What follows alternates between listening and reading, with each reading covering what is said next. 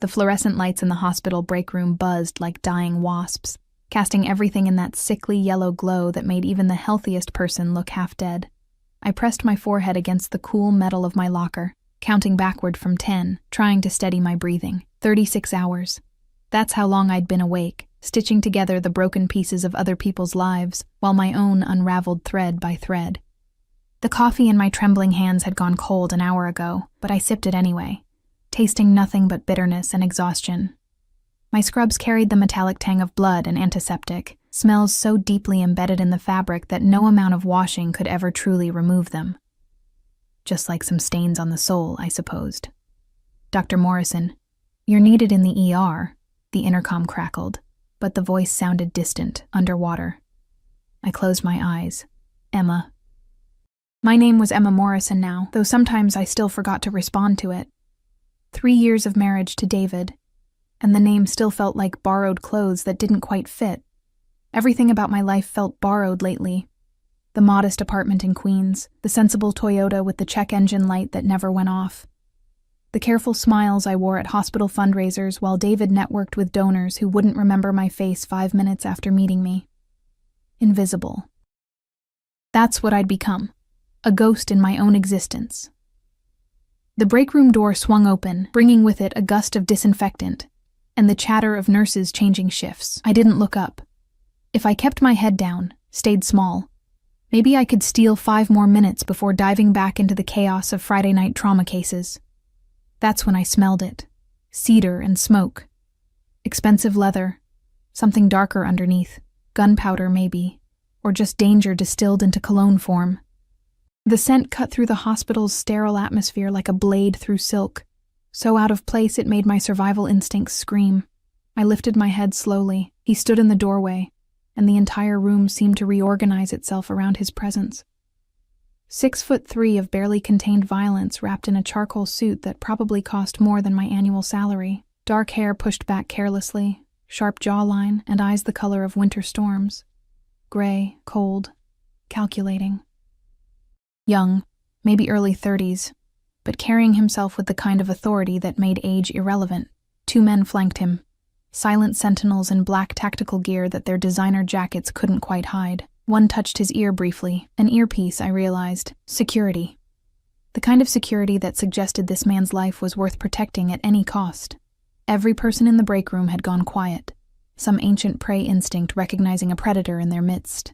His gaze swept the room with mechanical precision, cataloging exits, threats, irrelevant obstacles. Then those storm-gray eyes found me, and the world stopped spinning. Time crystallized into something thick and viscous. I couldn't move, couldn't breathe, caught in the crosshairs of a focus so intense it felt physical, like hands pinning me in place. My coffee cup trembled, liquid sloshing dangerously close to the rim. He didn't smile, didn't need to. The slight tilt of his head, the way his eyes narrowed fractionally, spoke volumes I couldn't translate but felt in my bones. One of his guards whispered something, but he raised a single finger, a gesture so minimal yet so absolute that the man fell silent immediately. The power in that tiny movement made my stomach clench. This wasn't someone who asked for respect. He commanded it like breathing. "Dr. Morrison," he said, and my name in his mouth sounded like a verdict. His voice was smooth, cultured, with the barest hint of an Italian accent that curled around his consonants like smoke. "A moment of your time." It wasn't a request. My colleagues' eyes burned into my back. I could feel their confusion, their curiosity, their sudden desperate need to become invisible themselves. Smart people. They recognized what I was only beginning to understand. This man was the kind of dangerous that didn't advertise itself with crude violence, but with the quiet certainty that violence was always an option. "I'm on shift," I managed, hating how my voice came out small, uncertain. "I can't just... Your supervisor has been informed you're taking a personal emergency." He glanced at his watch. Patek Philippe. My brain supplied uselessly, the kind that costs a house. "You have the next 2 hours cleared." How did he? But the question died on my lips, because of course he did. Men like this didn't make requests without ensuring compliance first. The world bent around them, rearranged itself to accommodate their whims.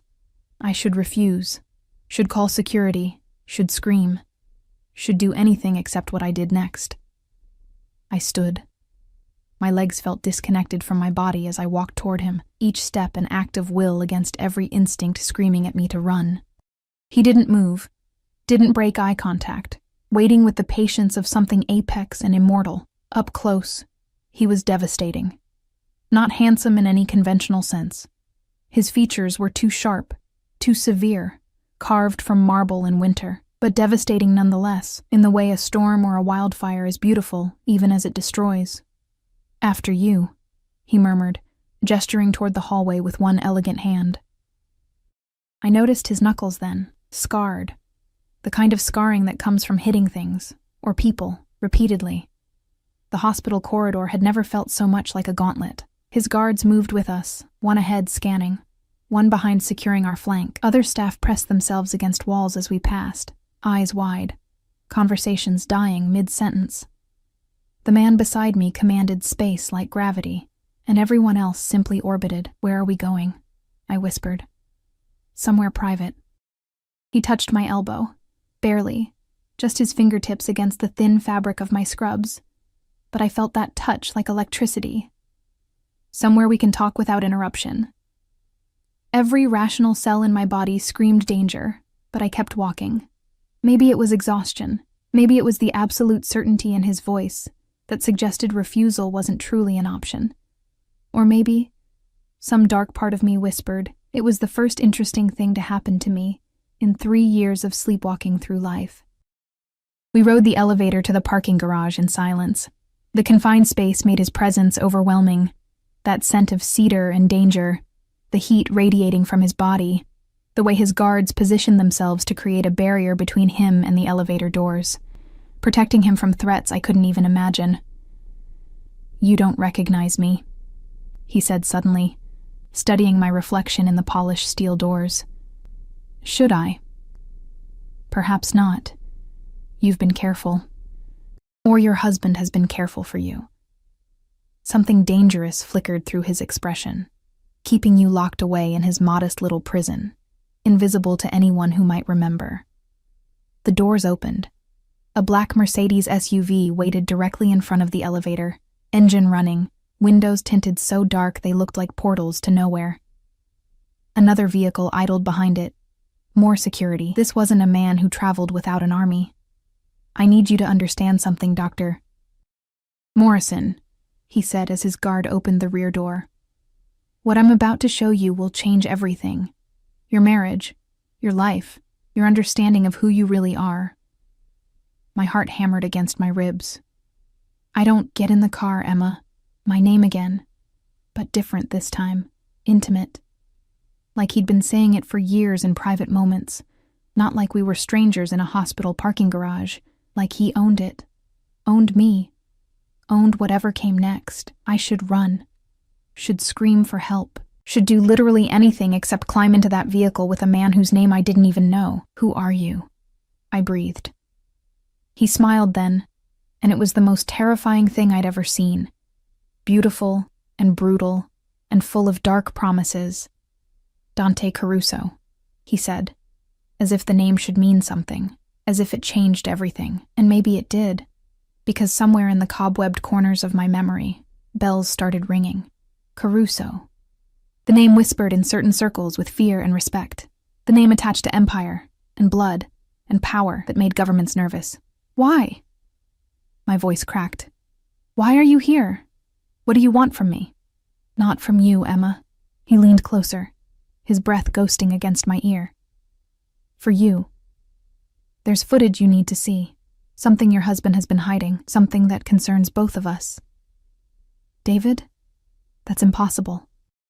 He's just a hospital administrator. He doesn't—" "Get in the car," Dante repeated, softer now, almost gentle. But that gentleness was somehow more threatening than any raised voice. "Come alone. Don't tell your husband. Not yet. Not until you understand what he's done." The world tilted sideways. David, with his careful smiles and his budget spreadsheets and his weekend golf games. David, who barely looked at me anymore, who worked late every night, who sometimes came home smelling like perfume that wasn't mine. What footage? The footage that proves your husband isn't who you think he is. Dante's eyes bored into mine, and I felt myself falling into those winter storms. The footage that proves you're in danger, Emma. That you've been in danger for months, and I'm the only one who can protect you now. Protect me. The words should have sounded absurd coming from someone who looked like violence incarnate, but they didn't. They sounded like a promise written in blood and fire. I climbed into the SUV. The door closed behind me with the solid thunk of German engineering and bulletproof glass. Dante slid in beside me, close enough that our thighs almost touched on the leather seat. His guard took the front passenger position, and we pulled out of the garage in a smooth, coordinated movement, with the second vehicle following close. "Where are we going?" I asked again, my voice steadier than I felt. "My property in Westchester, secure, private." He pulled out a phone, one of 3 I could see in various pockets, and typed something quickly. "No one will disturb us there. No one will know you came." The casual certainty of that statement made my skin prickle. How easily he discussed isolation, privacy, secrets. How naturally he assumed I would trust him, follow him, let him take me somewhere alone without question. But I had questions. So many questions they tangled on my tongue, choking me. "The footage," I finally managed. "What's on it?" Dante looked at me, really looked at me, and something shifted in his expression. Not softness exactly, but recognition, like seeing something he thought he'd lost. "Your husband," he said quietly, "has been stealing from me. For 8 months, he's been siphoning money from a medical charity foundation I fund, money meant for children's hospitals, cancer research, transplant programs. Millions, Emma. He's stolen millions, and he's been using his position at your hospital to do it." The words didn't make sense, couldn't make sense. David was boring, predictable, safe. That's why I'd married him after all. Because safe felt like salvation after the chaos of my childhood. Safe meant no surprises, no danger, no fear. "You're wrong," I whispered. "David wouldn't. I have recordings, financial transfers, emails, and video of him with my former accountant, the man who helped him orchestrate this theft." Dante's jaw tightened. The same accountant who disappeared 3 weeks ago, with an additional $2 million and my patience. The car glided through traffic, insulated from the world outside by wealth and power and bulletproof glass. My reflection in the window looked like a stranger. Pale, terrified, small. When had I become so small? Why tell me? My hands clenched in my lap, knuckles white. "If David stole from you, take it up with him. Call the police. I don't understand what this has to do with me." "Because," Dante said, and his hand moved toward my face. I flinched. He paused, something dangerous flickering through his expression, then continued the movement slowly, deliberately, tucking a strand of my dark hair behind my ear. His fingers lingered against my jaw, calloused and warm, and I forgot how to breathe.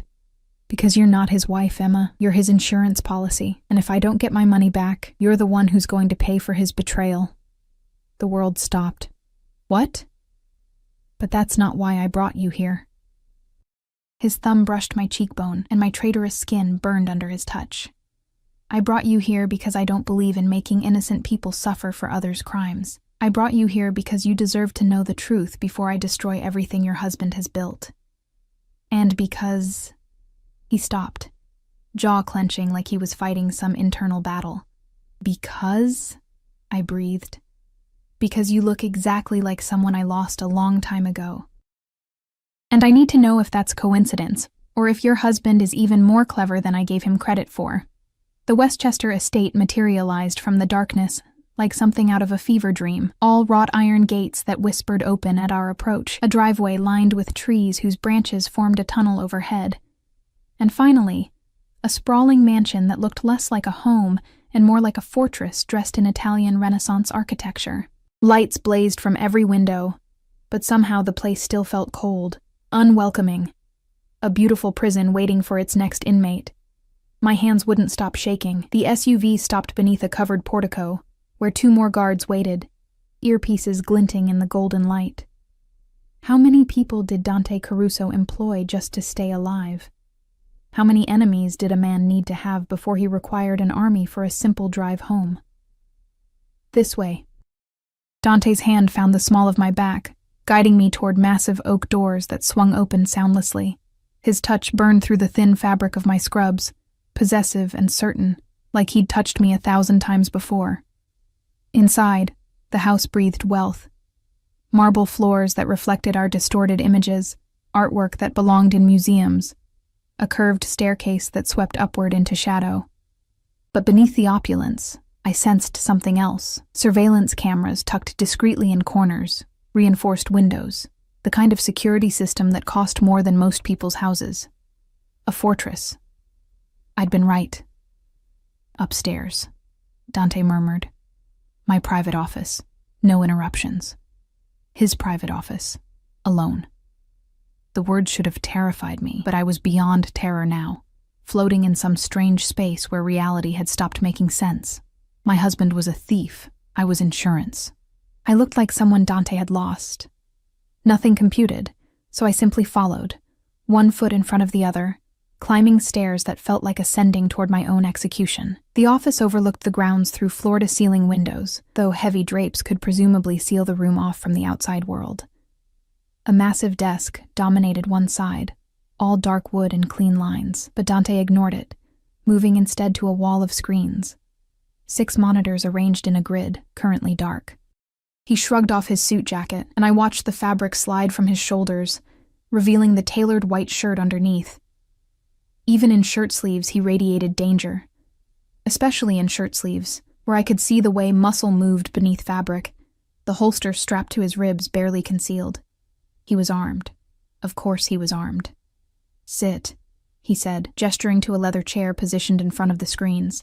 I sat because my legs couldn't hold me anymore. The chair swallowed me, expensive and uncomfortable, designed for someone larger, someone like him. Dante picked up a remote, his movements economical, controlled. What I'm about to show you was recorded 6 days ago at a restaurant in Manhattan. The Garden Room. Do you know it? I shook my head mutely. Exclusive. Private. The kind of place where deals happen that can never see daylight. He pressed a button, and the center screen flickered to life. Your husband knows it well. He's been there 17 times in the past 4 months. The footage was high quality, shot from multiple angles, professional surveillance, not security cameras. Someone had been watching David deliberately, tracking his movements, building a case. There he was. My husband, sitting at a corner table, drink in hand, smiling that easy smile I'd fallen for 3 years ago, when he'd seemed like salvation wrapped in a white coat and promises of stability. But that smile looked different now. Sharper somehow. Calculating. Wait for it, Dante murmured, standing behind my chair close enough that I could feel his heat against my back. A woman approached David's table. Blonde, beautiful, wearing a dress that cost more than my monthly salary. She leaned down, kissed his cheek, whispered something that made him laugh. His hand slid to her waist, familiar and possessive. The angle changed. Now I could see their faces clearly as they talked, heads bent together like lovers sharing secrets. David pulled out his phone, showed her something. She nodded, serious now, and pulled out an envelope. Money. I could see the edge of bills inside. That's Claudia Brennan, Dante said, his voice clinical, detached. My former accountant. The woman who helped your husband steal from me, the woman who's been sleeping with him for 6 months. 6 months. The timeline crashed over me like cold water.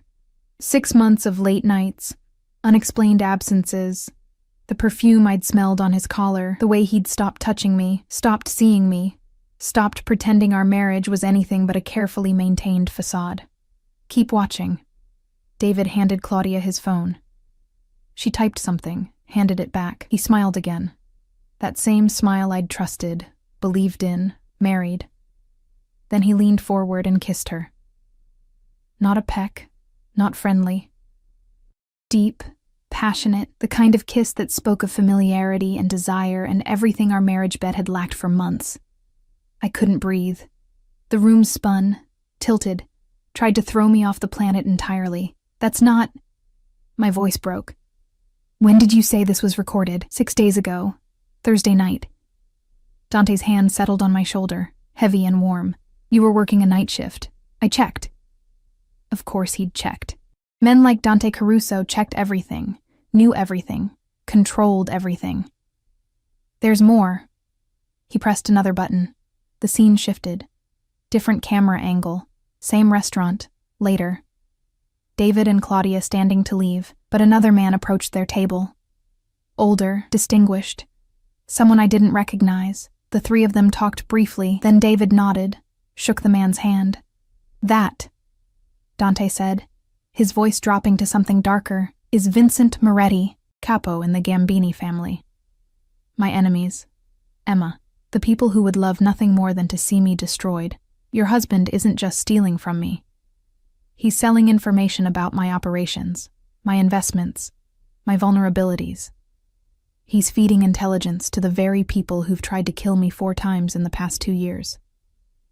The words were bullets, each one finding flesh. My husband. The man who brought me coffee in bed on Sunday mornings, who kissed my forehead absently while checking his phone, who'd promised to love me, protect me, honor me until death parted us. That man was a traitor, a thief, a liar. And I'd been too blind, too trusting, too desperate for safety to see it. Why? The word came out strangled. Why would David do this? We don't need money.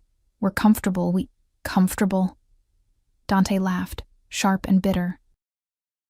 Emma, your husband is drowning in gambling debts, $2 million deep with Russian bookmakers who don't accept excuses or IOUs. He needed money fast, and my foundation was an easy target because he had access through hospital administration. Claudia had access to my accounts. Together, they've been siphoning funds for months. Russian bookmakers, gambling debts. The words painted a picture of a stranger, someone I'd never known at all. And Moretti? Dante continued. He offered David protection from his debts in exchange for information about me. My schedule, my properties, my business dealings. David's been selling me out piece by piece and using you as cover. The devoted wife, the hard-working doctor, the perfect camouflage for his double life. I pressed my hands to my face, trying to hold myself together, but I could feel the cracks spreading, my entire world fracturing along fault lines I'd never suspected existed. I don't understand. Tears burned my eyes, but I refused to let them fall. Not here. Not in front of this dangerous stranger who watched me with eyes that saw too much. What does any of this have to do with me? If David stole from you, make him pay. Turn him over to the police, to the FBI, to whoever handles this kind of thing. Why drag me here? Why show me this? Dante moved around the chair until he stood in front of me, blocking the screens, blocking everything except him. He crouched down, bringing himself to my eye level, and the movement was so unexpected, so intimate, that I forgot to breathe because 2 weeks ago, David took out a life insurance policy on you. He said quietly, $5 million, with himself as the sole beneficiary. The floor dropped away. What? He forged your signature on the paperwork. I have copies. Dante pulled out his phone, a different one than before, and swiped through screens until he found what he wanted. He held it up, and I saw my name, my signature, all perfectly replicated on insurance documents I'd never seen before. This is insane. I shook my head violently. David wouldn't. He's not. This doesn't make sense. It makes perfect sense. Dante's voice remained steady, implacable. David needs money to pay his debts and to run away with Claudia, but Moretti wants more than information. He wants leverage over me, something that would hurt me personally. And somehow, your husband figured out that you're valuable to me. How could I possibly be valuable to you? I shouted, hysteria climbing my throat. I don't know you. We've never met before today. Haven't we? Dante reached out slowly, telegraphing the movement, giving me time to pull away, but I didn't. Couldn't. His fingers traced my jawline, tilted my face toward the light. Look at me, Emma. Really look. I looked. Storm gray eyes that seemed to hold centuries of darkness and pain. Sharp features softened only by thick lashes and a mouth that might have been sensual if it ever truly smiled. Dark hair falling across his forehead, one curl more stubborn than the rest. You don't see it, he murmured. But I do. Every time I look at you, I see her. Sophia, my sister. The world stopped spinning. Your sister? She died 7 years ago. His hand dropped away, And he stood abruptly, turning his back to me. Car bomb meant for me. She was 23, brilliant, beautiful, fierce. Everything I wasn't, everything I should have protected. The pain in his voice was a living thing, raw and bleeding despite the years. I watched his shoulders rise and fall as he fought for control, this man who commanded empires but couldn't command his own grief. I don't understand, I whispered. What does your sister have to do with me? You look exactly like her, Emma. He turned back, and his eyes were haunted. Same dark hair, same green eyes, same delicate bone structure. When I first saw your photo in David's personnel file 6 months ago, I thought I was losing my mind. I had you investigated, discreetly, carefully. Your background, your family, your entire life. Investigated. The word should have made me angry, violated, but I was too numb to feel anything except cold. And? My voice sounded like it belonged to someone else. And nothing. You're not related to my family, just a coincidence. A cruel trick of genetics and fate. He moved closer again, crowding my space, his presence overwhelming, but David knew. Somehow, he discovered the resemblance and saw an opportunity. If he could arrange your death, make it look like an accident, he'd collect $5 million and simultaneously destroy me emotionally.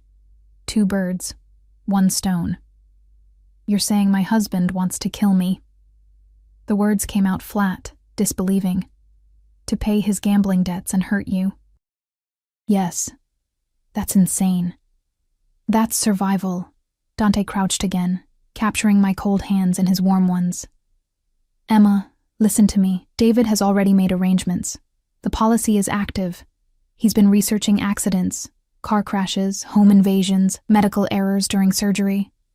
I've intercepted communications between him and certain specialists, people who handle problems permanently. His thumbs stroked over my knuckles, and I watched the movement like it was happening to someone else's hands, someone else's life. You have to be wrong, I breathed. David's boring, safe. He's an administrator, not a murderer? Dante's smile was bitter. Everyone's capable of murder, Emma. Given the right motivation, the right pressure, the right price. Your husband has all 3. I pulled my hands free, stood on shaking legs, stumbled away from him toward the windows. Outside, the grounds sprawled in manicured perfection, security lights casting everything in harsh relief. A beautiful prison. That's what I'd thought when we arrived, never knowing I'd been living in one all along. Why are you telling me this? I pressed my forehead against the cool glass. Why not just handle it yourself? Men like you don't need permission or help. You could make David disappear. Why involve me at all? Silence stretched behind me, heavy and dangerous. Then I felt him. Not touching, but there.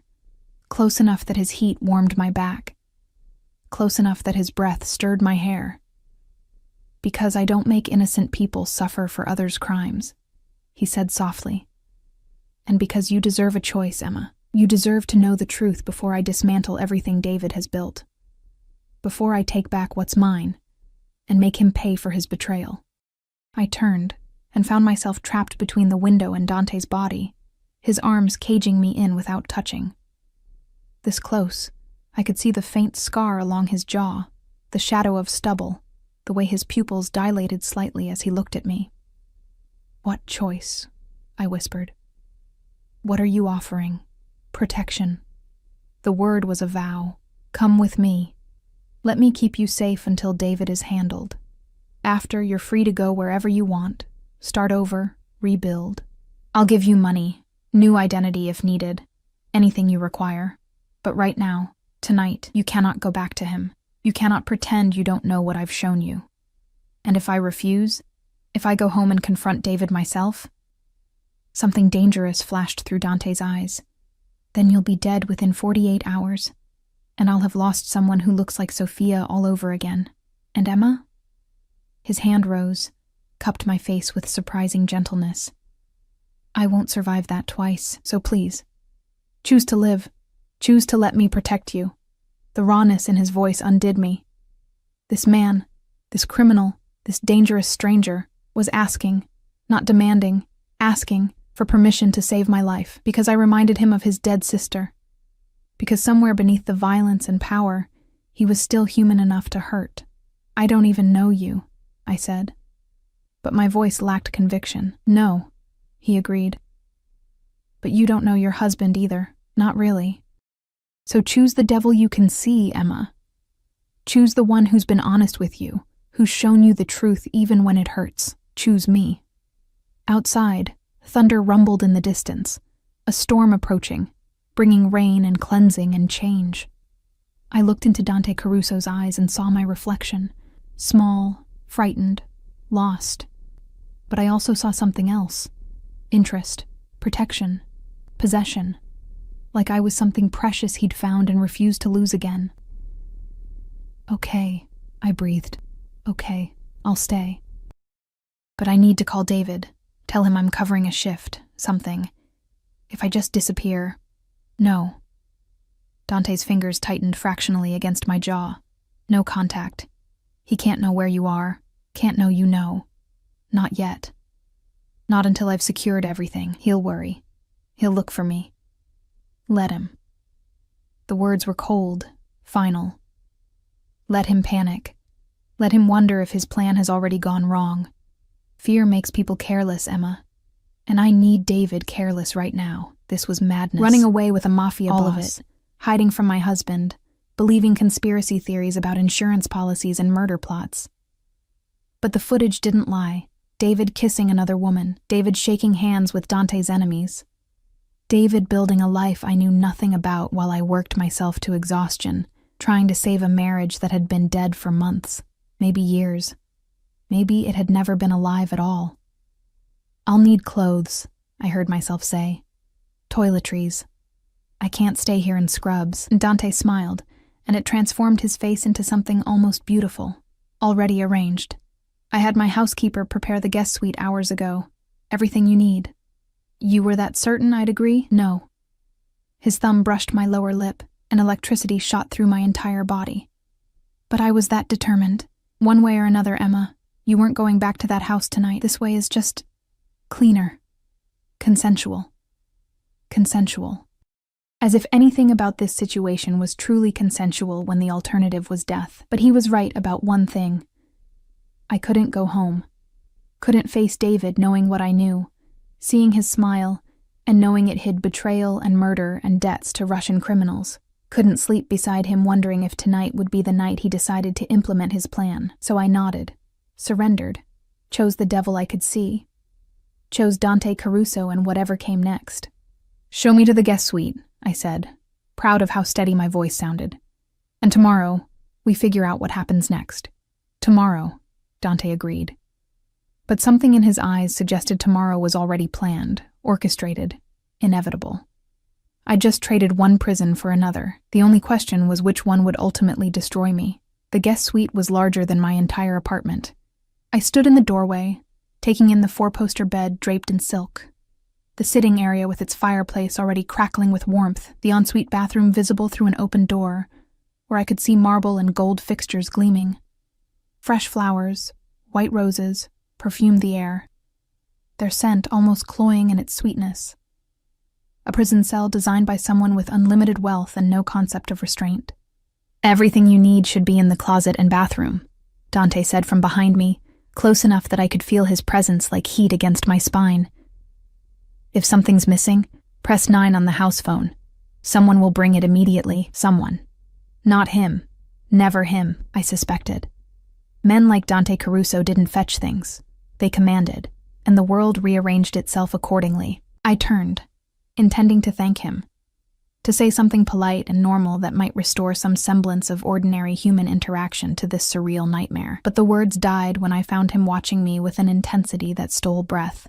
"What?" I whispered. "Nothing." He shook his head slightly, as if clearing cobwebs. "It's just the way you're standing in that doorway, the light behind you. Sophia used to stand exactly like that when she was uncertain about something. One hand on the doorframe, weight shifted to your left foot, biting your lower lip. I released my lip immediately, felt heat flood my cheeks. I'm not her. I know. but his voice said he didn't quite believe it, or didn't want to. There are guards stationed outside this wing, for your protection, not to keep you prisoner. You're free to move around the house, use the library, the kitchen. But don't go outside, not until we've resolved the situation with David. Resolved. Such a clinical word for whatever violence he had planned. There's a panic button by the bed. He gestured to the nightstand. Red button, no need to dial. Press it, and 6 men will be in this room within 30 seconds. 6 men seems excessive for a guest suite. His smile was sharp, humorless. You're not just a guest, Emma. You're under my protection now. That means if someone wants to hurt you, they'll have to go through me first. And anyone foolish enough to try will discover exactly how far I'm willing to go to keep what's mine safe. What's mine? The possessive pronoun hung in the air between us. Dangerous and electric. I'm not yours, I said. But it came out weaker than intended. No, he agreed, but you will be. By necessity, if not by choice. Because the moment you stepped into my car, Emma, you became part of my world. And in my world, protection isn't a courtesy. It's ownership. It's the only way to keep people alive. The casual certainty of that statement should have terrified me. Instead, some dark, broken part of me felt almost safe. After years of being invisible, overlooked, forgotten by my own husband, here was someone who saw me so clearly it hurt. Someone who claimed ownership like it was both threat and promise. Get some rest, Dante said, already turning away. Tomorrow we'll discuss next steps. For tonight, you're safe.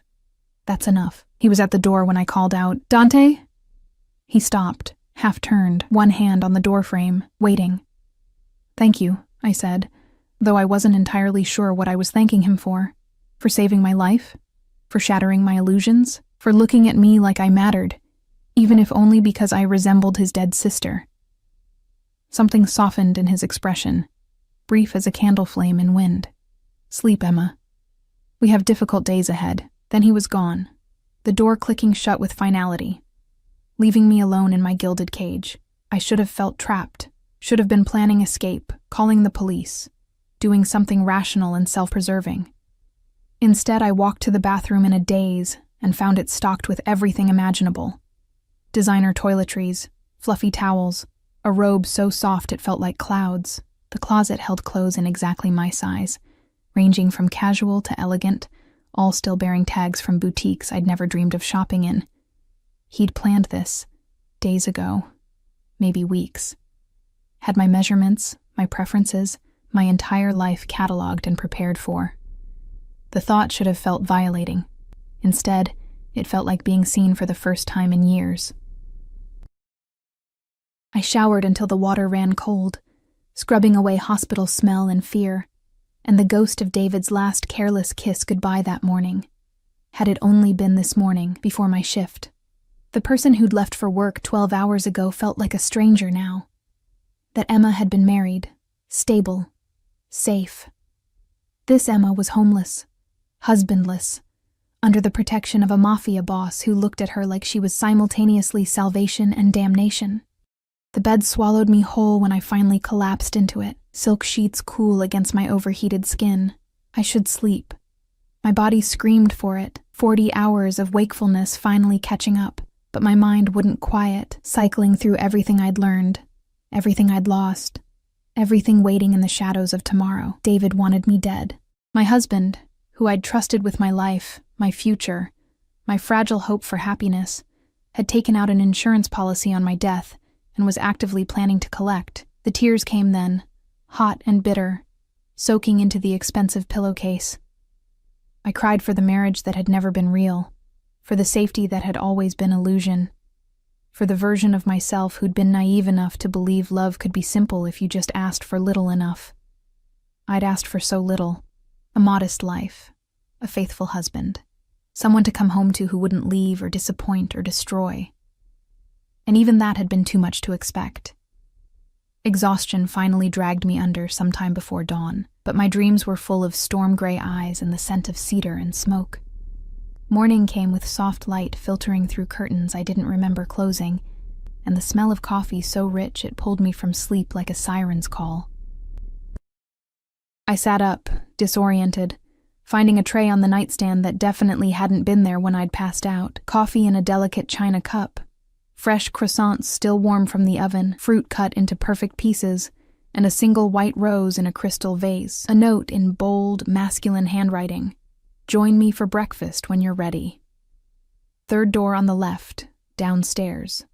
I should have been unsettled by the intrusion, by whoever had entered my room while I slept to deliver this. Instead, I found myself reaching for the coffee, savoring its dark perfection, while I processed waking up in a stranger's mansion under threat from my own husband. The clothes in the closet fit perfectly. Designer jeans that hugged my curves, a soft cashmere sweater in deep green that made my eyes look brighter than they had in years. Even the underwear was my size, tasteful and expensive. Being known this thoroughly should have felt invasive. Instead, it felt almost tender, like being cared for by someone who paid attention to details. I found the dining room easily, following the scent of food and the low murmur of voices. The third door on the left opened into a sun-drenched space overlooking gardens that probably required a full-time staff to maintain. A long table dominated the room, but Dante sat at one end in casual clothes, dark jeans, a fitted black sweater that emphasized his build, reading something on a tablet. He looked up when I entered, and that focus locked onto me like a physical force. "You slept," he observed, setting the tablet aside. "Good. You needed it." Someone came into my room. I took the seat adjacent to him, close but not too close. My housekeeper. Rosa has been with my family for 30 years. She's discreet, trustworthy, and armed. He poured coffee from a silver carafe into a cup waiting at my place. No one enters this house without being vetted and trained. Your safety isn't negotiable. Armed housekeeper. Of course. Because normal people's housekeepers carried dusters and vacuum cleaners, but Dante Caruso's probably carried Glocks and knew 17 ways to kill someone with a teaspoon. "Did you sleep?" I asked, noting the faint shadows under his eyes. "Some." He gestured to the spread of food that appeared almost immediately. Someone had been watching, waiting for my arrival. I had calls to make, arrangements to finalize. "What kind of arrangements?" Dante's smile was predatory, the kind that ensure your husband doesn't get to implement his plan. "I've had eyes on him since last night. He called you 17 times, Emma. Left 12 voicemails, each one more frantic than the last." My chest tightened. "What did they say?" "You want to hear them?" I nodded, not trusting my voice. He pulled out his phone, a different one again. How many did he have? And pressed play. David's voice filled the dining room, and I flinched at its familiarity. Hey, it's me. Where are you? The hospital said you left early for a personal emergency. Are you okay? Call me back." The next one, an hour later. "Emma, seriously, I'm worried. This isn't like you. Please call. I'm coming home to check on you." Then, "Your car's not here. Where the hell did you go? Emma, you're scaring me. Call me right now." The progression was fascinating in its desperation. By message 8, David's voice had shifted from concern to angry. By message 12, recorded at 3 a.m., he sounded almost afraid. "Emma, I swear to God, if something happened to you, just please call me. I need to know you're safe. Please." Dante stopped the playback, watching my face. "He sounds genuinely worried because his insurance policy disappeared," I said bitterly. "Can't collect on a body he can't produce, partially." Dante leaned back, studying me over his coffee cup. "But there's real fear there too. Whatever his plans were, you vanishing wasn't part of them. It's disrupted his timeline, made him vulnerable. Scared people make mistakes." "What happens now?" "Now?" He set down his cup with deliberate care. "Now we wait. Let him panic. Let him reach out to his co-conspirators. Let him expose the full extent of his network. My people are monitoring everything. His calls, his movements, his bank accounts. Within 48 hours, I'll have enough evidence to bury him legally or permanently. Your choice which. My choice. As if I had any real choice in this chess game where I was simultaneously pawn and prize. "I want to see him," I heard myself say. "David. I want to confront him. Hear him try to explain this. No. The word was absolute, allowing no argument. You can't just keep me here. I can. Dante leaned forward, and suddenly the space between us felt charged. Dangerous. I will. Because you confronting David right now gets you killed, Emma. He's cornered, desperate, and desperate men are unpredictable. Until I've neutralized the threat, you stay here, under my protection, alive. This is insane. I stood abruptly, chair scraping against marble. I can't just hide here forever while you... What? Wage war against my husband? This isn't some movie, Dante. These are real lives, real consequences. You think I don't know about real consequences? He stood too, moving around the table with predatory grace. I've lived with consequences every day for 7 years. I watched my sister's car explode because she was in the wrong place at the wrong time. Because I wasn't careful enough, wasn't thorough enough in eliminating threats. I know exactly what happens when you underestimate enemies, Emma. I live with that failure every single day. The raw pain in his voice stopped my retreat. We stood there breathing hard, the air between us crackling with tension that wasn't entirely about anger. I'm sorry, I whispered, about your sister. But I'm not her, Dante. You can't keep me locked up trying to save someone who's already gone. I know you're not her. His hand rose, cupped my face with that same surprising gentleness from the night before. But you could die just as easily. And I can't watch that happen again, not when I have the power to prevent it. His thumb traced my cheekbone, and I felt that touch everywhere, a current running through my entire body.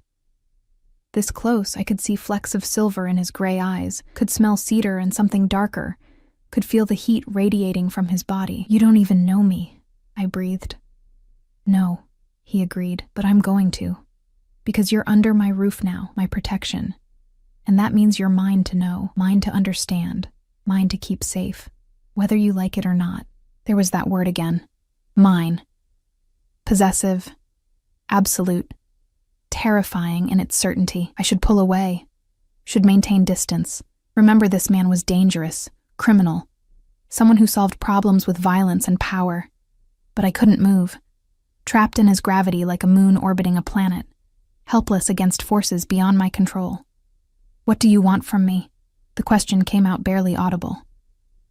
I want you alive, Dante said simply. Everything else is negotiable. A phone buzzed. His. Always his. And the spell broke. He stepped back, distance creating space to breathe again, and answered in rapid Italian that I couldn't follow. But I watched his expression darken, watched his free hand curl into a fist. When he hung up, his eyes found mine with new intensity. What? I asked, fear climbing my throat. David filed a missing persons report an hour ago. He's claiming you're emotionally unstable, possibly suicidal, that you've been struggling with depression from work stress. Dante's jaw clenched. He's building a narrative, Emma. If you turn up dead now, he has the perfect explanation. The overworked doctor who couldn't handle the pressure. The tragic accident that was really just suicide. I finished, the word tasting like poison. He's going to make my murder look like suicide. Not if I stop him first. Dante pulled out yet another phone, began typing rapidly. I'm moving the timeline up. We take him down today, before he can implement whatever he's planning. How? His smile was cold, lethal, beautiful in its brutality. We give him exactly what he wants. We let him think he's won. And when he shows his hand completely, we destroy him. I don't understand. You will. He tucked the phone away, moved back into my space with purpose. But first, I need you to trust me. Can you do that, Emma? Can you trust me to keep you safe while we burn your husband's world to the ground? Trust. Such a simple word for such an impossible ask. Trust the Mafia Boss. Trust the criminal. Trust the man who looked at me like I was simultaneously treasure and ghost. But what choice did I have? David wanted me dead. Dante wanted me alive. The math was simple, even if the implications were devastating. Yes, I whispered, I trust you. The words felt like surrender and salvation all at once. Dante's hand found my waist, pulled me flush against him in a movement so sudden I gasped. His other hand tangled in my hair, tilting my face up to his, and for one breathless moment I thought he might kiss me. Instead, he pressed his forehead to mine, breathing hard, his control visibly fraying. "You have no idea what you're doing to me," he murmured. "What it means, having you here." Seeing Sophia's face looking back at me, but knowing you're someone else entirely. Someone I can actually save this time. "Dante, stay close today," he interrupted, pulling back before I could finish whatever thought had been forming. "Don't leave my sight. We're about to poke a very dangerous bear, and I need to know you're protected every second." "What are you going to do?" His smile promised violence and vengeance in equal measure. "I'm going to let your husband know you're with me. And then we're going to watch his entire carefully constructed world collapse like the house of cards it always was. The war room, because that's what it was, despite Dante calling it his office, hummed with controlled chaos by midday. 6 monitors displayed various camera feeds, financial records, intercepted communications. 3 men in dark suits worked laptops at a side table, updating Dante in low voices about movements, transactions, patterns. I sat in the corner, watching the orchestration of my husband's downfall like watching a particularly brutal documentary. "There," one of the men said, pointing to a screen. "Morrison just withdrew $40,000 in cash from 3 different ATMs. Dante leaned forward, studying the footage of David, my David, except he'd never been mine at all, moving from machine to machine with the jerky desperation of a cornered animal. "Running money," Dante murmured. "He's preparing to bolt." "What about the woman? Claudia Brennan hasn't been seen since yesterday. Her apartment's dark, no movement. Either she's hiding or she's already dead." Dante's voice held no emotion. "David's eliminating loose ends. The accountant who helped him steal. The mistress who knows too much. And then me," I finished quietly. "I'm the biggest loose end of all." Dante's eyes found mine across the room, and something fierce blazed in them. "He can try." Marco, one of Dante's senior men, cleared his throat. "Boss, we could just grab him now, make him disappear. Problem solved." "No." Dante straightened, rolling his shoulders like a predator preparing to strike. "I want everything documented, recorded, admissible in court if necessary. I want David Morrison destroyed so thoroughly that even his death wouldn't give him escape from what's coming. Legal first. Then if that fails, we discuss alternatives." The casual way he discussed murder should have horrified me. Instead, I felt a dark satisfaction blooming in my chest. David had planned my death with the same cold calculation. Why shouldn't I watch his destruction with equal detachment? When had I become this person? When had my capacity for violence grown teeth? "Send him a photo," Dante said suddenly. "Time-stamped, geotagged from this location. Emma, come here." I stood on shaking legs, crossed to where he waited by the windows overlooking the grounds. The afternoon sun painted everything gold and deceptive, beauty masking the ugliness of what we were doing. "Stand beside me," Dante instructed. When I hesitated, his hand found my waist, pulled me against his side with possessive certainty. "Closer. I want him to see exactly how under my protection you are." His arm around me felt like steel wrapped in silk, unyielding but not uncomfortable. I fit against him perfectly, my head barely reaching his shoulder, his body radiating heat that made me want to lean closer despite everything. Marco raised a phone, snapped several photos. In the first, I looked terrified, small against Dante's imposing presence, but in the second, something had shifted. Dante had leaned down, murmured something I didn't catch, and I'd looked up at him. The resulting image captured something dangerous, his hand possessive on my waist, my expression caught between fear and something that might have been trust, or longing, or the beginning of Stockholm Syndrome. We looked like lovers, like I belonged to him. "Perfect," Marco said, already typing, sending now with a message. "She's under my protection. If you want her back, you'll have to negotiate. Meet me tonight, 8 p.m., Pier 47. Come alone or she disappears permanently." My stomach clenched. "He'll never come alone. He'll bring backup, or worse." "He'll come alone," Dante interrupted, still holding me against him like he'd forgotten to let go. "Because he's desperate and stupid and thinks he can still manipulate his way out of this. Men like David always underestimate everyone else's intelligence while overestimating their own cleverness. And if he brings Moretti's people anyway? Dante's smile was cold. Then Pier 47 becomes a graveyard, and we solve multiple problems at once, but he won't. He'll come because he thinks you're his bargaining chip, his way to buy time or mercy or escape. He doesn't understand yet that the moment you stepped into my car, he lost every single advantage he thought he had. Marco's phone buzzed. He responded. Says he'll be there, demands proof of life, wants to talk to her. No. Dante finally released me, moved to his desk with predatory grace. Tell him he gets nothing until tonight. He shows up, follows instructions. Maybe he gets to walk away from this alive. Maybe. The threat hung in the air like smoke. I watched Dante work, issuing orders in English and Italian, coordinating what amounted to a military operation. Men would be positioned around the pier, cameras recording everything, legal witnesses if needed. Every detail planned, every contingency covered. This was his world. Power and violence and absolute control, executed with the precision of a surgeon and the ruthlessness of a warlord. And I was standing in the middle of it, watching my old life burn while this dark prince fanned the flames. Emma. Dante's voice cut through my spiraling thoughts. Go to the library. Rest. This will take hours to arrange properly, and you don't need to watch every detail. I want to stay. The words surprised me, but once spoken I knew they were true.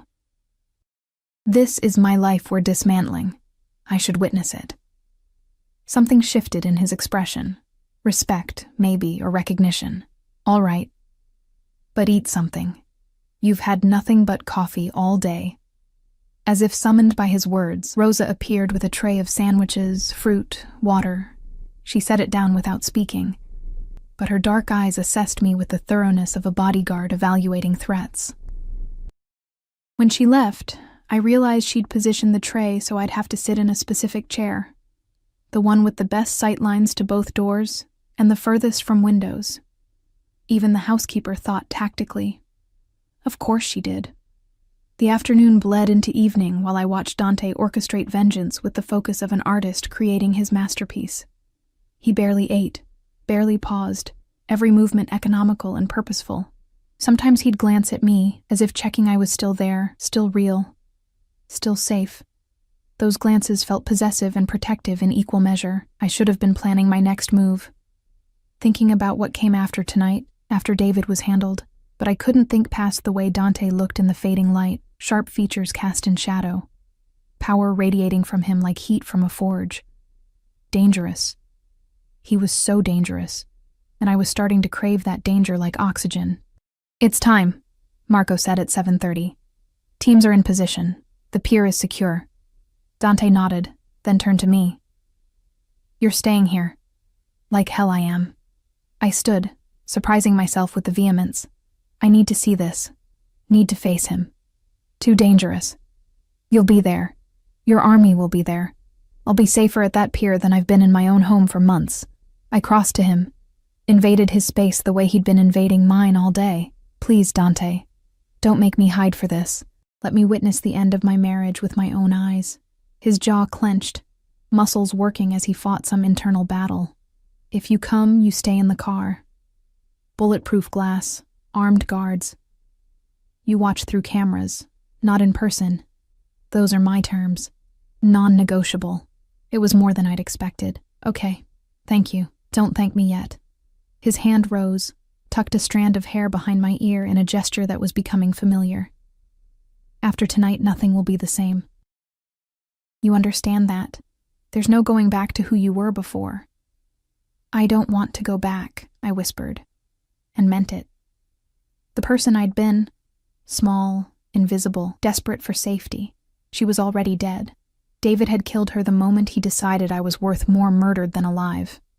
What emerged from those ashes was someone harder, darker, capable of watching her husband's destruction without flinching, someone who could stand beside a man like Dante Caruso and not feel dwarfed by his darkness. Someone dangerous. The drive to Pier 47 took 40 minutes through evening traffic. I sat in the back of the SUV between Dante and Marco, surrounded by enough firepower to start a small war.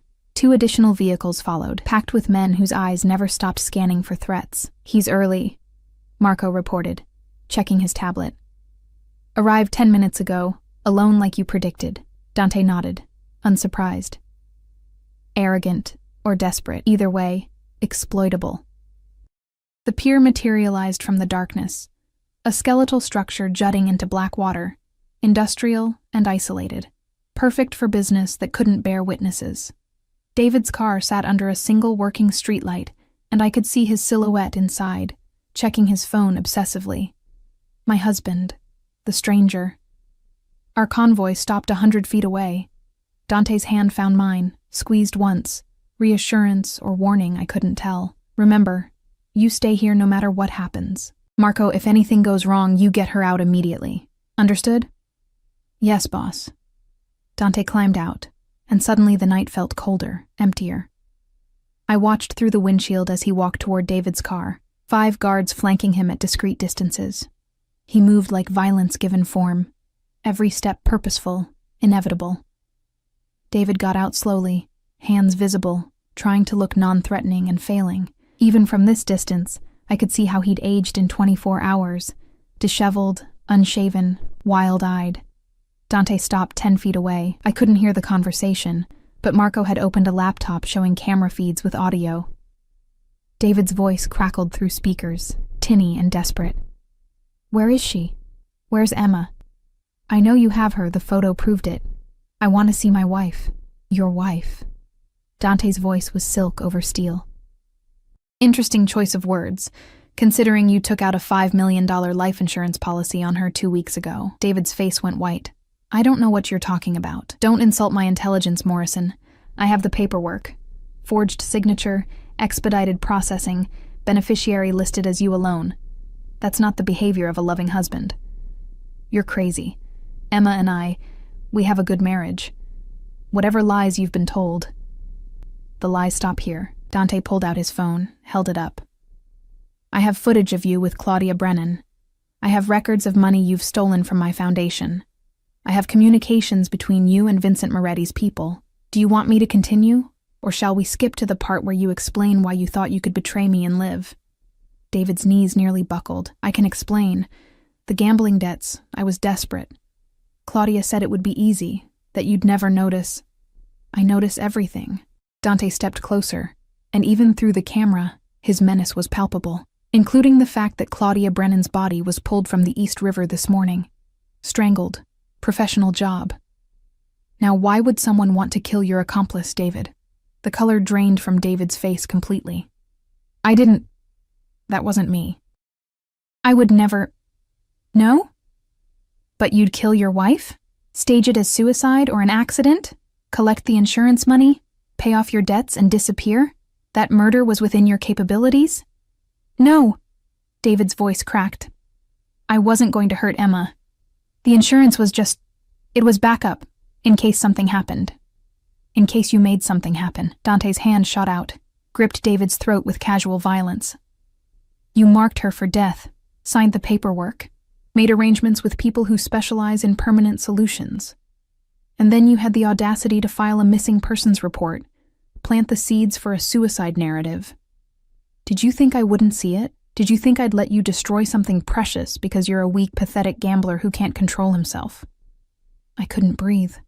Watching Dante defend me with such vicious conviction, hearing the rage in his voice at the thought of my death, it did something to my chest, tightened something that had been loose and aching for years. David clawed at Dante's hand, choking. Please, I'll pay you back, every penny. Just let me go. You'll pay. Dante released him, and David collapsed to his knees, gasping. But not with money. I'm turning everything I have over to the FBI. Financial crimes, conspiracy, fraud, attempted murder.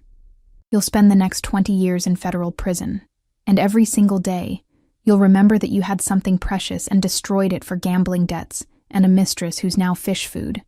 You can't. David looked up, tears streaming down his face. Please, Caruso, I have connections. I can make this worth your while. Moretti will pay for Emma. She's valuable to you, right? That's why you took her? We can make a deal. The punch came so fast I barely saw it. One moment David was talking. The next, he was on the ground, blood pouring from his nose, Dante standing over him like an avenging angel. "You just tried to sell your wife to your co-conspirators," Dante said softly, "and somehow the quietness was more terrifying than shouting. That was your last mistake." He pulled out his phone, made a call. "FBI field office? I have information about David Morrison, wanted for financial fraud and conspiracy to commit murder. He's currently at Pier 47, unconscious and gift-wrapped for you. I'm sending over evidence files now.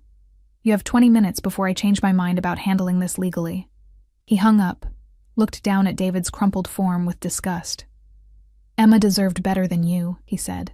"She deserves someone who sees her value, who would burn the world before letting harm touch her. She deserves everything you were too blind to appreciate." Then he turned and walked back toward our vehicle, leaving David bleeding and broken in the dirt. The door opened. Dante slid in beside me, and his eyes found mine immediately. Checking, always checking that I was safe, unharmed, still there. "It's done," he said quietly. "The FBI will handle the legal prosecution. He'll go away for decades." I should have felt something. Relief, satisfaction, grief for the marriage that had never been real. Instead, I felt only numbness and a strange, fierce gratitude toward the man beside me who'd just destroyed my husband without hesitation. "Thank you," I whispered. "Don't thank me." His hand found my face, thumb brushing away tears I hadn't realized were falling. "He hurt you. Planned to kill you. There's no thanks necessary for protecting what's mine." There it was again. That word. That claim. And this time, I didn't argue. Instead, I leaned into his touch, let myself be held by this dangerous man who'd saved my life and shattered my world in equal measure. Outside, sirens wailed in the distance. The FBI, coming to collect the pieces of David Morrison's ruined life. Inside, Dante Caruso held me like I was something precious, something worth protecting, something that belonged to him, and maybe I did. Maybe I always had, from the moment I'd climbed into his car and chosen the devil I could see. The devil who looked at me like I was worth saving. Block 5. 3 weeks later, I stood in Dante's library, watching rain streak down floor-to-ceiling windows while thunder rumbled in the distance. The room smelled of leather and old books, and the coffee Rosa had brought an hour ago, now gone cold in its cup. 3 weeks since David's arrest, 3 weeks since my old life had crumbled into ash. 3 weeks of living in this beautiful fortress, orbiting Dante Caruso like a moon trapped in gravity's pull. The newspapers had been brutal. Hospital administrator arrested in multi-million-dollar fraud scheme.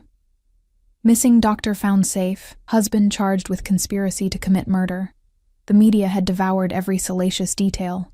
The gambling debts, the dead mistress, the insurance policy, my miraculous rescue by an anonymous benefactor who'd provided evidence to authorities.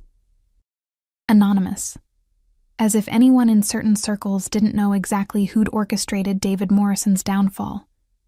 I'd given statements to the FBI, sat through interviews with prosecutors building their case. David had tried to implicate me initially, claimed I'd known about everything, was complicit. But Dante's lawyers, an army of them, terrifying in their competence, had shredded those accusations within hours. By the time they were done, I was the tragic victim, the devoted wife betrayed by a monster. Which was true, mostly. What the lawyers didn't mention was how easily I'd slipped into my new existence.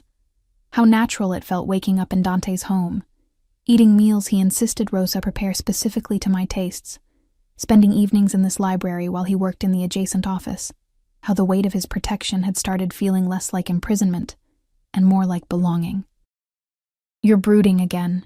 I turned to find Dante in the doorway, still in the dark suit he'd worn to some meeting earlier. He'd loosened his tie, undone the top button of his shirt, and the casual dishevelment made him look younger, more human.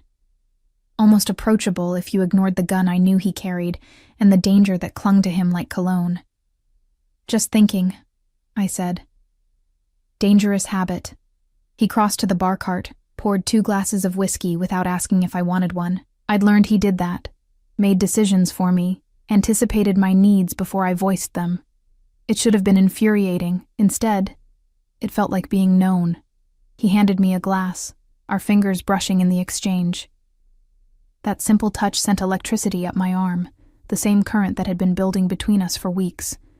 Unspoken, undeniable, dangerous in ways that had nothing to do with violence.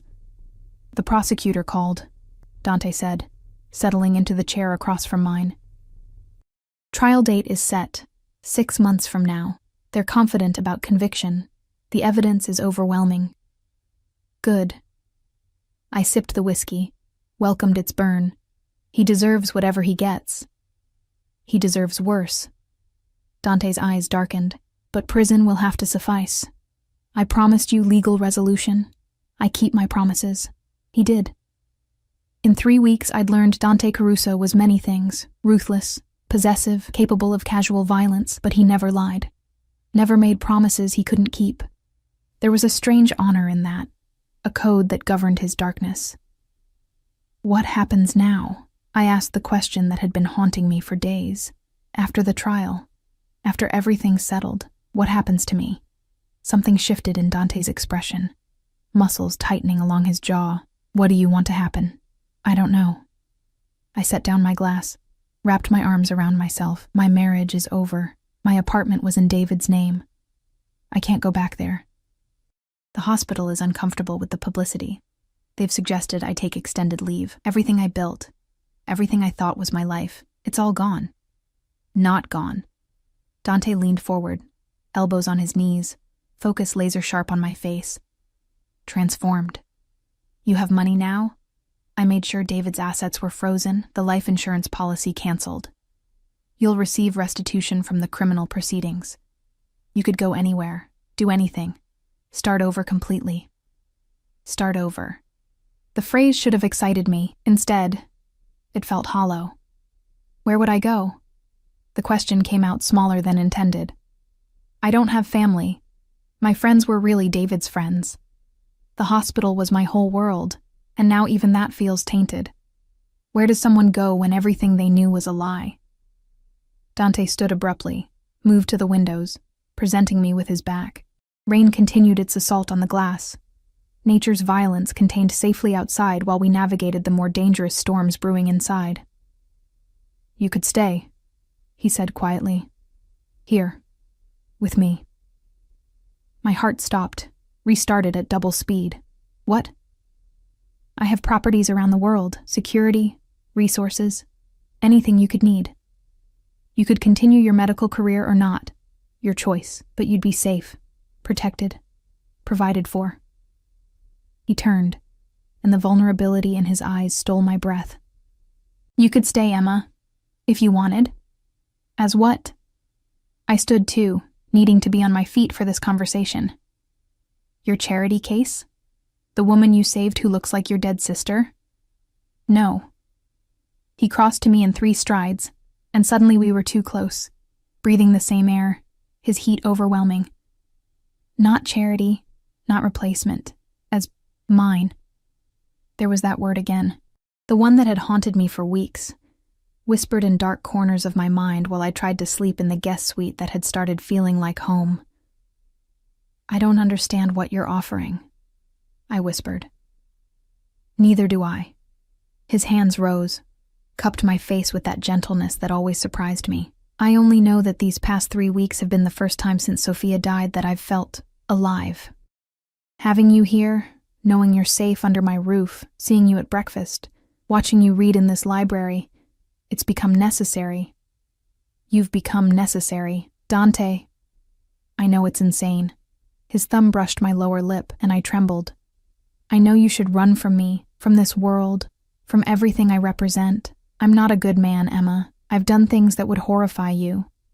I'll do worse things in the future, but I'm a man who protects what's his, who values loyalty above everything. Who would burn the entire world before letting harm touch you? You barely know me," I breathed, even as my body swayed toward his. "I know you're brilliant. I know you work yourself to exhaustion helping people. I know you bite your lip when you're uncertain and take your coffee with too much sugar. I know you're stronger than you think, braver than you believe. I know you've survived a husband who wanted you dead and emerged from that not broken, but forged into something harder, fiercer." His forehead pressed to mine. "I know you feel this too, this pull between us. Tell me I'm wrong. I couldn't. Because he wasn't wrong. For 3 weeks I'd felt it. This magnetic attraction, this dangerous connection that went beyond gratitude or Stockholm Syndrome or whatever rational explanation I tried to apply. Something deeper, darker, inevitable. I'm not her, I said, the old argument weak now. I'm not Sophia. I can't replace your sister. I know you're not her. Thank God you're not her, because what I feel for you isn't brotherly or protective in any familial way. His hands tightened on my face. You're Emma. Brave, beautiful. Mine in ways that have nothing to do with resemblance and everything to do with this. He grabbed my hand, pressed it to his chest where his heart thundered. Feel that? That's what you do to me. What you've done to me since the moment I saw you in that hospital break room looking lost and exhausted and so damn beautiful I forgot how to breathe. This is crazy, I whispered, but my hand stayed pressed to his chest, feeling his heartbeat, matching my own racing pulse. Yes, he agreed, completely insane, but I stopped trying to rationalize it days ago. I want you, Emma. Want you here, in my home, in my life. Want you safe and protected and mine in every way that matters. I'm not offering you a cage. You're free to leave any time, but I'm asking you to stay, to choose this. Choose me. The rain hammered harder against the windows, thunder rolling like artillery fire. Inside, we stood in our own storm, electricity crackling between us, 3 weeks of tension finally demanding resolution. I should say no. Should thank him for saving my life and walk away from this beautiful, dangerous man who represented everything chaotic and violent I'd spent my life trying to avoid. Should choose safety, normalcy, a return to the person I'd been before David's betrayal shattered my world. But that person was gone, and the woman standing here now, forged in fire and darkness, wanted different things, wanted him. I'm terrified, I admitted, of you, of this world, of what staying means. Good. His smile was sharp, beautiful. Fear keeps you smart, keeps you alive. I'd never ask you to trust me blindly. But I am asking you to give this a chance. Give us a chance. Us.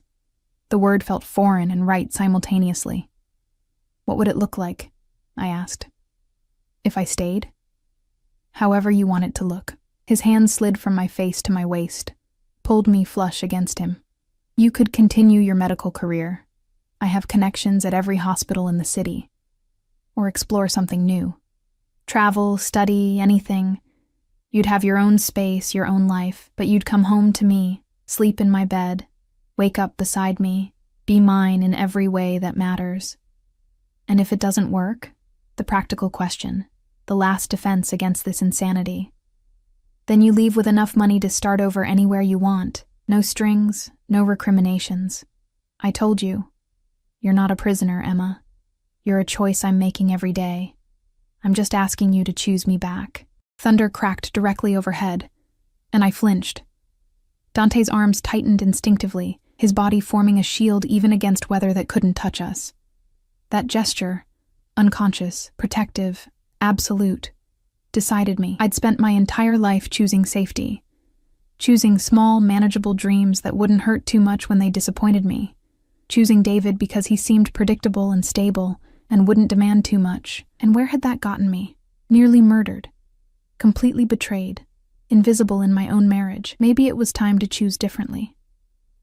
Choose the danger I could see. Choose the man who looked at me like I was precious and worth protecting and necessary for his next breath.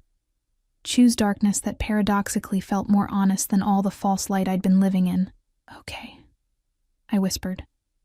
Dante went completely still. Okay? I'll stay. I'll try this. Try us. I looked up into those storm-gray eyes that had haunted my dreams for weeks. I'm probably going to regret this. It's definitely insane, but I'm choosing you, Dante Caruso. I'm choosing this. The smile that transformed his face was devastating. Pure joy mixed with triumph, mixed with something that looked suspiciously like relief. Then his mouth was on mine, and the world exploded into sensation. The kiss was nothing like David's careful, passionless pecks. This was claiming, possessive, demanding response. Dante kissed me like he was memorizing my taste. like he'd been starving for weeks and I was sustenance. His hands tangled in my hair, tilted my head to deepen the kiss, and I melted against him with a soft sound that was half surrender, half relief. This was what I'd been missing, this fire, this passion, this feeling of being consumed and cherished simultaneously. When we finally broke apart, both breathing hard, Dante rested his forehead against mine. Mine, he murmured, the word a vow. Say it. Say you're mine. Yours, I breathed, and felt the truth of it settle into my bones. I'm yours, Dante. The possessive satisfaction in his eyes should have terrified me. Instead, it made me feel powerful. This dangerous man, this force of nature wanted me, claimed me, would burn the world to keep me safe. I should warn you, he said, tucking me against his chest. I'm not good at sharing, not good at casual. When I commit to something, I commit completely. You're going to get all of me, Emma. The darkness, the violence, the possessiveness, all of it. I know. And I did. I'd seen exactly who Dante Caruso was these past 3 weeks. Had watched him orchestrate my husband's destruction with cold precision, had seen the loyalty he inspired in his people, the fear he commanded in his enemies. Had witnessed both his capacity for violence and his surprising gentleness with me. I knew exactly what I was choosing. And I chose it anyway. No more guest suite, Dante said suddenly. You move into my room tonight. I want you beside me where I can protect you. Know you're safe. The command should have rankled. Instead, warmth spread through my chest. Okay. Okay? He pulled back, studying my face. Just like that? No argument about boundaries or taking things slow. We're past slow. I reached up, traced the scar along his jaw. You've had me investigated, know everything about me. I've lived in your house for 3 weeks. We destroyed my husband together. I think we can skip the slow part. His laugh was surprised, genuine. You continue to surprise me. Good. I'd hate to be predictable. Emma Morrison, he murmured. You are many things. Predictable isn't one of them. Not Morrison anymore, I said quietly. That name belongs to someone I'm not anymore. Someone weak and invisible who let herself be overlooked. I want to go back to my maiden name. Emma Chen. Emma Chen. He tested it, rolled it around his mouth like wine. Beautiful, strong, suits you better than Morrison ever did. Thunder rumbled, softer now as the storm moved away. But the one between us was just beginning, a different kind of storm. One built on attraction and danger and the tentative hope that maybe, somehow, we could build something real from the ashes of my old life. Dance with me, Dante said suddenly. There's no music. There doesn't need to be. He pulled me close, one hand on my waist, the other clasping my hand, and began swaying gently. When I was young, my mother used to dance with my father in the library just like this. No music, just them, shutting out the world. I softened against him, let him lead me in this slow, intimate waltz to thunder and rain. You never talk about your family. They're mostly gone now. My parents died 10 years ago in a plane crash. Sophia 7 years ago. I have cousins, distant relatives, but no one close. No one who matters. He pressed a kiss to my temple. Until now. Until now. Until me. The weight of that responsibility should have crushed me. Instead, it felt like purpose, like mattering to someone again, like being seen completely and chosen anyway. We danced until the rain stopped, until the storm cleared and left the world washed clean. When Dante finally led me upstairs to his bedroom, our bedroom now, I didn't hesitate, didn't second guess, just followed this dangerous man who'd saved my life and stolen my heart in equal measure. His room was masculine, minimal, dominated by a massive bed and windows overlooking the grounds. He'd had my things moved in already. My clothes in the closet, my toiletries in the bathroom, my books on the nightstand. Presumptuous, arrogant, and somehow perfect. I knew you'd say yes, he said, catching my expression. Call it confidence or wishful thinking. I couldn't stand another night knowing you were down the hall. So close but separate. I needed you here. Possessive, I murmured. Completely. He pulled me against him, nuzzled into my neck. Get used to it. I don't share, Emma. Not you, not ever. You're mine now, and I take care of what's mine. I should have bristled at being claimed so thoroughly. Instead, I relaxed into his hold, let myself be enveloped by his strength. After years of being invisible, overlooked, forgotten, being possessed felt like being treasured.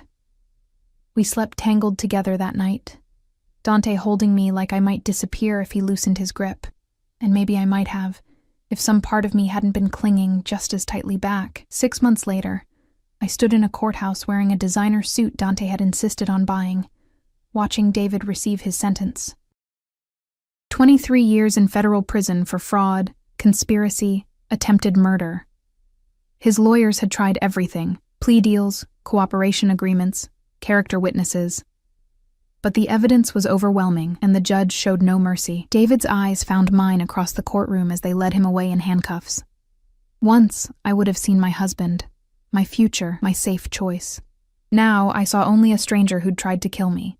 A weak man who'd gambled away everything for debts, and a mistress, and shortcuts he'd thought would save him. Good. Dante murmured beside me, his hand finding mine. It's done. Over. And it was. The trial had lasted 3 weeks, but the verdict took the jury only 4 hours. David Morrison was going away for decades. The money he'd stolen had been recovered, the life insurance policy voided, his reputation destroyed beyond repair. Justice. Legal. Final. Absolute. Outside the courthouse, reporters swarmed, but Dante's security created a barrier, guided us to the waiting car. I'd learned to navigate this world. The cameras, the questions, the constant presence of guards, had learned to hold my head high, meet the world's curiosity with quiet dignity, had learned to be Dante Caruso's partner in every way that mattered. How do you feel? He asked once we were sealed in the SUV, privacy glass separating us from the driver. Free, I said, and meant it. Finally free. Good. He pulled me against him, kissed my temple. Because I have something to ask you, and I wanted you completely untethered from the past first. I pulled back, studied his face. There was nervousness there, actual nervousness on Dante Caruso's normally implacable expression. What? He reached into his jacket, pulled out a small velvet box. My heart stopped. I know it's fast, he said, flipping open the box to reveal a ring that probably cost more than most people's houses. A perfect diamond surrounded by emeralds that matched my eyes. I know we've only been together 6 months. I know you might want more time. But Emma, I've wasted enough time in my life, lost enough people. I know what I want, and I want you. Permanently. Legally. Mine in every way the world recognizes. Dante, marry me. The words weren't a question but a plea. Not because you need protection or security. Not because I saved you, but because these 6 months have been the best of my life. Because you make me want to be better, do better, build something lasting instead of just surviving. Because I love you, Emma Chen, completely, possessively, permanently. Marry me. Love. He'd never said it before. We'd skirted around the word, implied it through actions and possession, and the way we clung to each other in the dark. But hearing it now, raw and honest and vulnerable, broke something open in my chest. I love you too, I whispered, tears streaming down my face. God help me. I love you. You're dangerous and possessive and probably going to drive me insane with your overprotectiveness. But yes. Yes, I'll marry you. The smile that transformed his face was pure joy. He slid the ring onto my finger. Perfect fit, of course, because Dante planned everything, and kissed me with enough passion to fog the windows. Mine, he murmured against my lips. Finally, legally, permanently mine. Yours, I agreed, always yours. And I was. Completely, willingly, forever. The girl who'd wanted safety had found something better, passionate, fierce, all-consuming love with a man who would burn the world to keep her safe. As we drove back to the estate, our home now, in every way, I twisted the ring on my finger and thought about the journey that had brought me here. From invisible doctor, to murdered wife, to mafia princess. From overlooked to obsessed over. from settling for crumbs to demanding the whole feast. David had wanted me dead. Instead, he'd freed me to become someone stronger, fiercer, capable of loving a man as dangerous and complex as Dante Caruso. The irony was beautiful. That night, Dante made love to me with the possessive intensity of a man claiming his future wife, whispering promises against my skin. Protection, devotion, forever. And I gave as good as I got, claiming him right back, this beautiful, damaged man who'd saved me in every way that mattered. We married 3 months later in a private ceremony at the estate, surrounded by Dante's people who'd become my people. Rosa cried. Dante's men looked uncomfortable in formal wear, but pleased for their boss, and I walked down an aisle lined with white roses. Sophia's favorite flower, Dante told me later, his way of including his sister in our happiness. The vows were traditional, but when Dante slipped the wedding band beside my engagement ring and said mine instead of I do, nobody corrected him. Because that's what we were to each other, possession and choice, darkness and light. 2 broken people who'd found each other in the ashes and decided to build something beautiful. I never went back to medicine. Instead, I founded a charity, using Dante's connections but my vision, focused on helping women escape dangerous relationships, providing resources, protection, new identities when needed, saving other Emmas before they needed rescuing.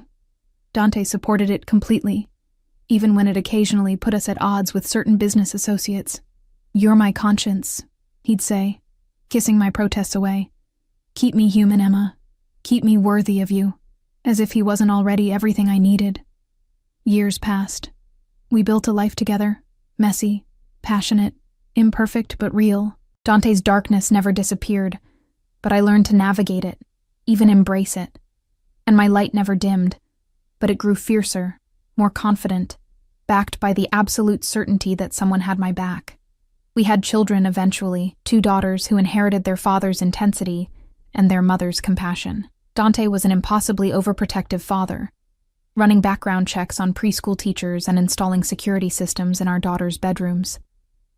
But he was also tender, patient, teaching them to be strong and fierce and never settle for being invisible. Sophia, we named the eldest after his sister, had his gray eyes and my dark hair. Elena, the youngest, was all fire and stubbornness. Both learned early that they were precious, protected, cherished beyond measure. Both learned never to be small for anyone. And me? I became Emma Caruso, wife to a dangerous man, mother to fierce daughters, founder of a charity that saved lives. Became someone who'd faced death and chosen life, who'd been offered safety and chosen passion, who'd survived betrayal and found something better on the other side. I became exactly who I was always meant to be, and every night, when Dante pulled me close in the darkness of our bedroom, his hand possessive on my waist, his breath warm against my neck, I remembered the terrified woman who'd climbed into his car that night, who'd chosen the devil she could see and found salvation in his darkness. "Mine," he'd whisper, the old claim now layered with years of love and life and choice. "Yours," I'd answer, the old surrender now a victory, because sometimes the scariest choice becomes the best choice. Sometimes danger offers more safety than security ever could. Sometimes the man everyone fears is the only one brave enough to see you completely and love you anyway. Sometimes you have to let your old life burn to ashes before you can rise as something new, something fierce, something finally, perfectly yourself. And sometimes love looks like possession, protection, and a mafia boss who calls you his in a voice that promises forever. I chose that love. I chose that life. I chose Dante. And I'd choose him again, every single time, in every lifetime, until the world stopped spinning and the stars went dark. Mine and his. Fierce and forever.